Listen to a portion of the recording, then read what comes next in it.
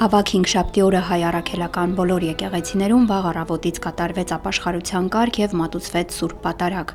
Օրվա երկրորդ կեսին կատարվեց Ոտնլվայի արարողություն։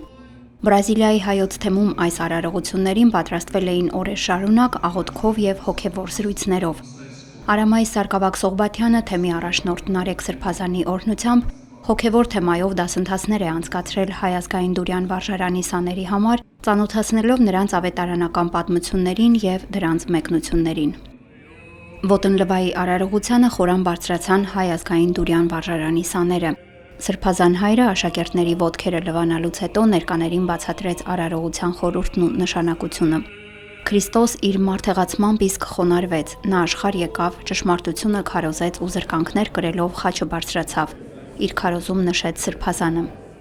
Ոտնլվայի մասնակիցներին թեմի առաջնորդը պատկամեց բացել սրտի եւ հոգու դռները եւ ներս հրավիրել հարություն առած մեր Տիրոջը Հիսուս Քրիստոսին։ Հաճախակի ենք ուզում տեսնել ձեզ եկեղեցում, ուզում ենք մեզ հետ կիսեք ձեր հաջողություններն ու ընկրկումները։ Թող աստվածային շնորհներով լցվեն ձեր հոգիները, ձեր տները եւ Տիրոջ խոնարհությամբ պատվեն ձեր սրտերը, ասաց Սրբազանը։